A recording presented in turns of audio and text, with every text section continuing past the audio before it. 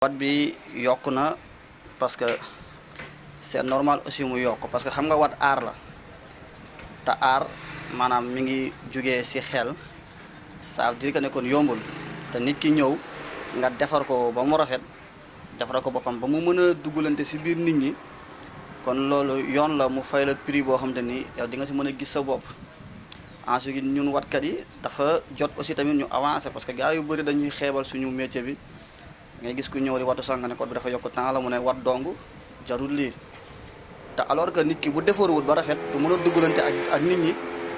léegi nag te yeneen dëkk yi yeneen régions yi da ngay gis ku jógee fii dem Dakar day dugg ci benn place fay 3000 fay 2000 man il m'avait arrivé un jour benn événement benn booy ñëw fi di watu ne kiy wat Balla Gaye moo ko wat mi ngi ko fay 5000 francs mais bi mu ñëwee booy dañ ko doon kaañoo parce que vie yi dafa dëng bi mu dikkee léegi pour ma jubbantil ko vie yi téeméer laa ko laaj mu ne ma loolu dafa bëri kon ça veut dire que ne dafa complexe parce que bu ñëwee si ñun du ñu yéene xaalis alors que bu demee fay fee 5000 francs alors que kii wat Balla Gaye mais li muy wat Balla Gaye peut-être mën na bañ a baax mais parce que Balla Gaye artiste la kenn du xool watam ba xam dëng na wala dëngut kenn du xool ba xam kii na wala kiiwut par rapport ak kaneen bu ko watee Balla Gaye tey loo ko wat day dem parce que moom moo koy yóbbaale kon affaire yi du foofu du kii wat Balla Gaye moom a wat wala non nit ki da nga war a gëm sa bopp li nga yéene beneen raison nga yéene ko sa waa raison pour laquelle ñun waa Diourbel di ko dalee zone Bawol bi yëpp ba Mbacké Bambey ñu def benn association pour yokk wat bi sokkali suñu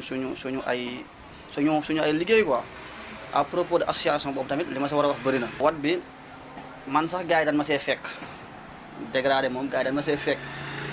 1000 francs la wat simple mais nag ñoom gars yi bi ñu dikkee dañoo def ne wat yi bu dee mag la modèle yëpp 1000 francs la bu fekkee xale téeméer bu dee iti fort 300 nel téeméer du genre mais man sama wat moom 1000 francs la tàmbalee jëm kaw parce que man damay def ay teinte damay coiffer ay bopp man bopp moom lu ma si mënta def amut moo tax ma ne la man bopp man lu nekk laa si def il suffit que nga wax ma li nga bëgg ñu juboo si prix dama la ko defal man yëmu ma si wat kase damay coiffer bopp ba mu rafet defaral la ko d'une façon boo xam te nii muy góor muy jigéen nag si association bi parce que association bi man ñoom laay waxal gars yi liggéeyuñu li ñuy wax gëmuñu ko parce que mënuñu ne dañuy ubbi association watkat yi ubbi ñaari groupe